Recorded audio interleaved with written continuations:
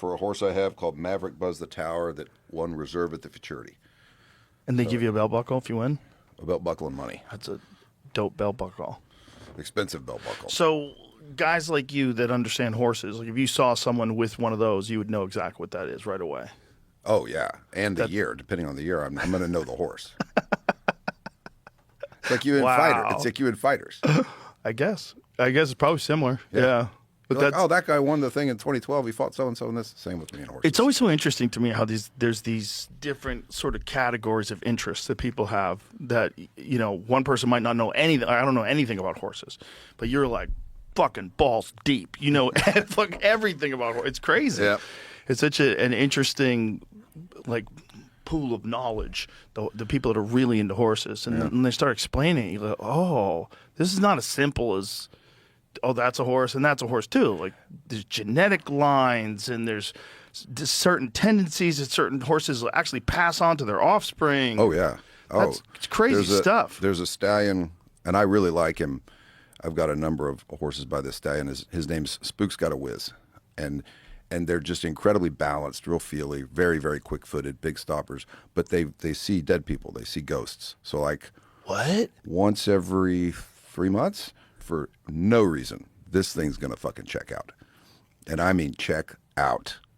Just decide, it's not safe here. We're going back to the barn. You can come with me, or I'm going to buck your ass off, or I'm going to flip over. No, he just loses his mind. Whoa. And you never know when it's going to happen. And his children have this as well? Yeah.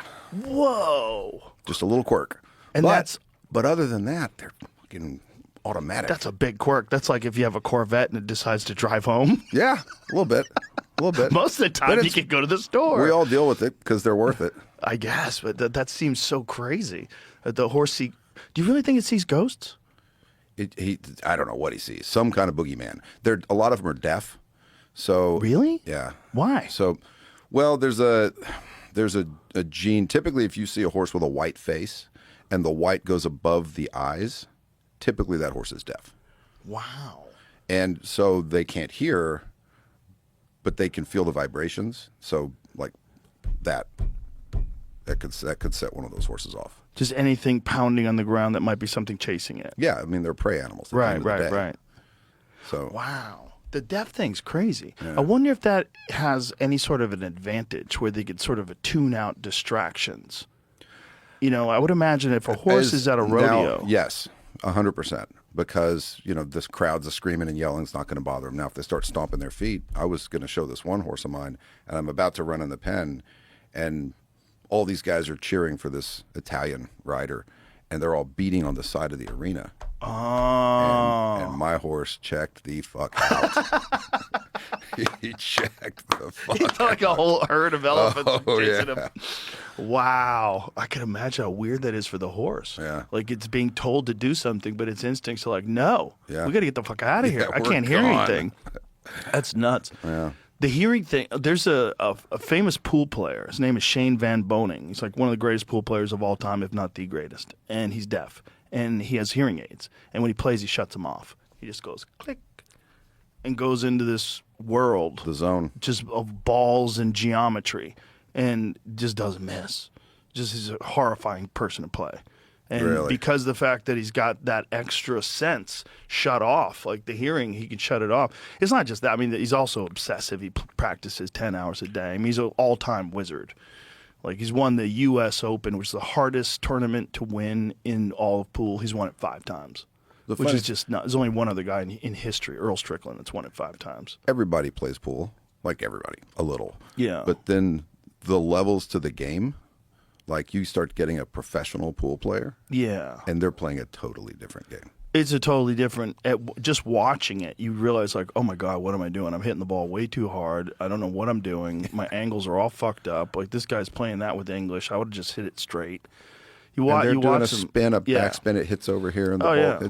It's the control of the ball. It's just like they're a part of the stick is the part of their body. The stick and the ball, they're all connected in space and time, and they know where that ball's going within millimeters. It's nuts to watch. Like some of these guys, they'll hit a ball and it'll travel. It's a 9-foot table. It'll travel all the fuck away around the table. It's like a 12-foot distance, and it'll go in a 2-inch spot. Yeah. And you just go, fuck me. Yeah. It's great. And then if you do that and you're deaf too, like you don't even hear the cheers. You're just still in the zone. It's just hyper focused. Yeah, just hyper focused. Autism probably helps too. Yeah. If you have that. Yeah. You know, a lot of little. Yeah, oh yeah, just a touch. I got a little. I think. I think anybody's good at anything. Anybody's good at anything is either ADHD or autistic. Yeah. Yeah. They tried to give me medicine for the ADHD. Did they? Yeah. I'm like, fuck no. How old were you when they tried to give it to you? Oh, they did give it to me when I was a kid. Really? Yeah. What'd they give you? And then who knows? But whatever, you're lobotomized, right? And then, and so I stopped taking it just because now you're just like, yes. You know, and so my parents were like, fuck it, just let him run around. My neighbor's kid, they gave it to him when I lived in California. It was such a bummer. He was this wild little kid, and they gave it to him, and all of a sudden he was flat. Yep. And I was like, oh. And the lady was like, oh, he's on medication now because he's hyperactive. I'm like, oh, my God. Not my kid, not my place. Yeah. I'm not saying nothing. I just go to work. You know, I was single back then, and I was like 28 or 29, and I was just so confused how you could do that. And then I kept thinking, like, if somebody did that to me when I was a kid, for sure I would have been on drugs. Yeah. If my parents knew about those options, they could shut me the fuck up. If I had the wrong parents, my parents wouldn't have done it, but if I had the wrong parents, 100% I had all the traits that would have allowed me to get on Ritalin or whatever. It's a fucking superpower. If you understand it, exactly. It's a superpower. Yeah. If you could find something you love. People say, how in the world can you write a script? You write all these things. It's not that hard. Like, once I know what it is, you could sit me in an airport around 1,000 people. I won't hear them, and I can sit there for 12 hours straight. Because you love it. I just hyper-focus. But if somebody wants you to pay attention to the history of Pop-Tarts or something, it's not going in there. Physically can't do it. Yeah, it's not going in there. Yeah, that's the superpower. Yeah. The superpower is you could find something you love and focus on it, but the way our education system is designed is so ass backwards. You take kids that are so energetic and they have so much life, and you just squeeze it out of them. Just sit still, stay put, listen to boring shit. And all day they're just fighting this desire to scream and just run out of the building and go do something fun. Wasn't the, like, essentially what we call the modern public education system founded by the Rockefellers as a means to create workers? Yep.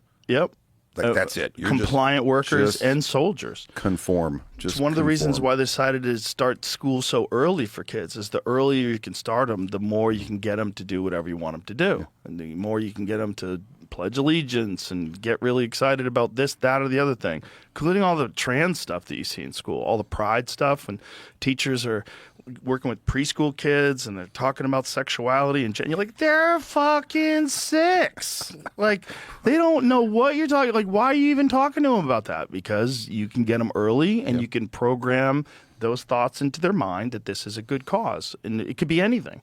It could be your religion. It could be your political ideology. It could be being a Christian, being a Muslim, whatever. If you get kids young enough, you can talk them into doing almost anything. That's why they have child suicide bombers.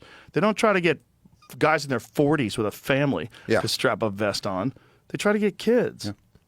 Yeah. And, you know, what'll really bake a couple of noodles is if you look at, because all these things are funded, all these nonprofits and NGOs, they're often, but where's the money come from? And when you look at where the money comes from and you realize, oh, wait a minute, and it's been coming for 40, 50 years from these places. Qatar, for example. Obviously, Russia, China, all these, our enemies, donating money to all of these various groups to divide, to just eat away from the inside. Russia's been doing it since the 70s. Yeah, 60s. 60s, yeah. That Yuri Bezmenov, I'm sure you've seen that video. Yeah. Anybody who hasn't, please watch it. It's Yuri Bezmenov, and it's in 1984, and this guy is essentially describing what America is going to look like eventually, and he's dead on. Just dead on. Yep. Dead on with the communism, the Marxism, the stuff in the universities, just completely poison their mind, push out any ideas of patriotism being a virtue, all the hate for America that you have, like all the division, all of it engineered. Yeah. And it's wild. Just look at who it benefits. That's Yeah. it. That's it. It's real simple. Yeah. Just look and see who it benefits. Well, it benefits a lot of people in this country as well, unfortunately. There's a lot of people that really love division, and they can profit off of it, and they can work an angle. You know, we're with you. And this is a big part of the problem with the whole idea of nonprofits. Because nonprofits, in theory, are awesome. It's a great thing that people are willing to donate their money. Like wealthy people who are doing well say, you know what, I think my money could be best suited helping out other people. It's beautiful. It's one of the most amazing notions about people, when they can be charitable when they don't have to be. They do it because they want to and they really want to help. Then you find out what's really going on, and that the majority of the money is going to overhead and in employees. Well, think about this. If I create a nonprofit to go solve, well, LA is a perfect example. We can look at the homeless situation that they have there, and all of these NGOs that are getting all of this money. And the problem's getting worse. It's not getting better. Right. It's getting worse. But if I form an NGO and that's my cause, and I solve the problem, well, then what do I do with my NGO? Exactly. Now I got no money. Now there's no reason to give me money. So they don't create them to solve problems. The If incentives anything, are totally exacerbate the problem. Make the problem worse. Make it longer. Make it bigger. Look how big the problem is. We need more money. Some guy was doing a breakdown of the people that work in the homeless industry, I say in air quotes, in California, because that's really what it is. They spent $24 billion on the homeless problem, and no one can account for it. And they tried to get an accounting of it. They tried to do an audit of it, and Newsom vetoed it. Like, why would you want to know? Let's stop all that nonsense and build this fucking train track to nowhere that's never going to get built. Well, they have a mile of it. They have a mile of that train. It only costs $100 billion. Relax. Like, things take time. They have a fucking mile. And they're, well, we're trying to choose the path. How about right beside the I-5? How about that? How about right next to the flat fucking highway? Everything they do sucks. Yeah. How about that stupid fucking road over the highway to make sure the mountain lions are safe? Yeah. It's like over $100 million still not done. And they have them, by the way, that's not a new concept. They have those throughout the West. Yeah. And they don't cost shit. They don't cost much money at all. They fix them quick. They do it quick. It's just... Yeah, they're done in a couple of months. Yeah, pour some cement, Yeah. put some sod down, plant some fucking grass, and away you go. Away you go. But we're applying logic to a state that doesn't use that. It is as goofy as it gets, and then you think it's as goofy as it gets, and then you hear that Portland so this is going to be on the ballot in November. It got enough votes to be on the ballot. And this is some law that's under the guise of stop animal cruelty. Well, who doesn't want to stop animal cruelty? I certainly want to stop animal cruelty. Let's stop animal cruelty. So what does it mean? It means no hunting, no fishing, no ranching, no agriculture, no animals that get harmed in any way, no killing chickens for Kentucky Fried Chicken, nothing.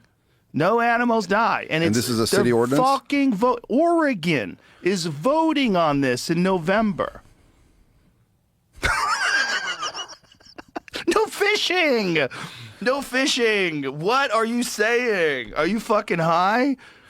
And no hunting, no ranching. Ranching, you can't ranch. You gonna kill a cow? What are you, crazy? That's illegal in Oregon.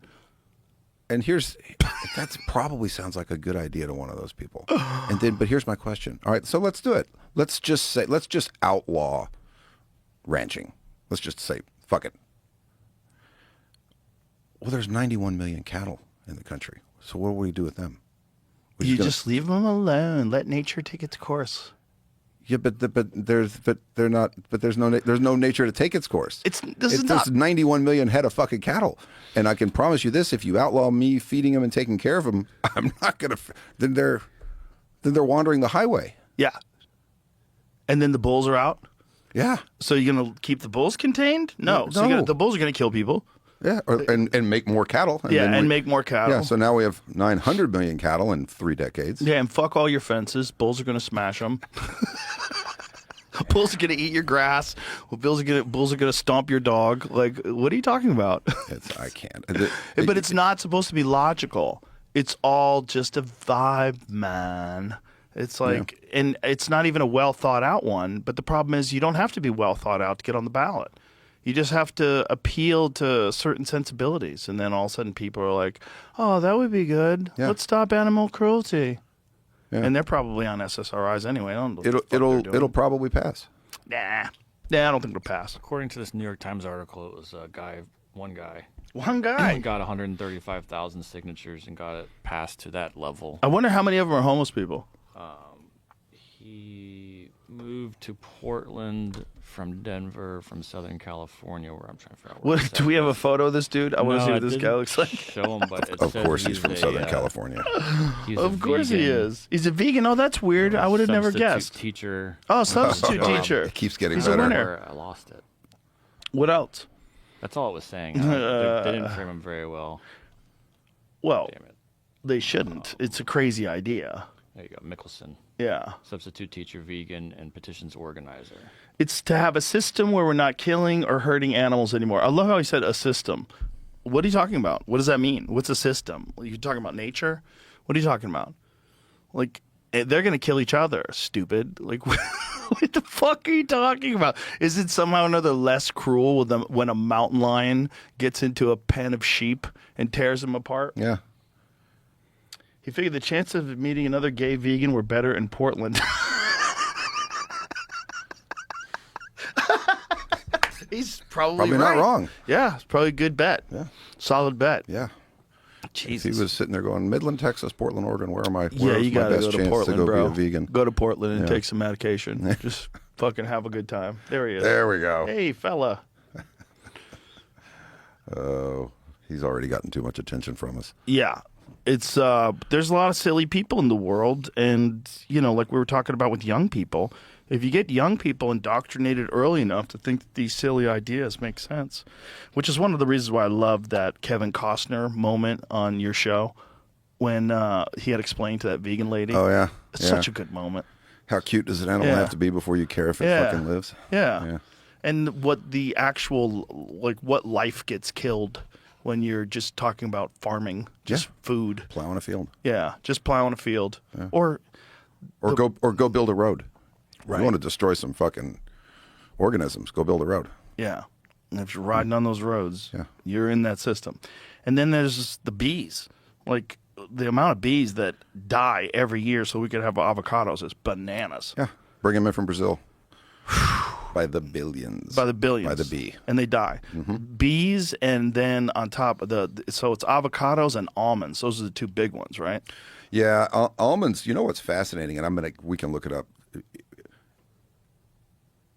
Almonds, the amount, it's something like 19 gallons of water is what you have to give to get one almond. Is that real? Yeah, we can yeah, it's fucking bananas. My doctor Yeah. told me almonds aren't even good for you. Well, it's He said they're okay for you. He said, but there was a time in the Mediterranean where they were poisonous. They have strychnine in them, and it's one of the first domesticated plants. And what people realized, whoever Homo sapiens or Neanderthals, whoever's wandering around, they're like, the squirrels are eating those poisonous nuts from that tree. Huh? They're okay from this one, not okay from that one. So they started cutting down and uprooting all the ones where the squirrels wouldn't eat. Oh, interesting. Yeah, and so the almond originally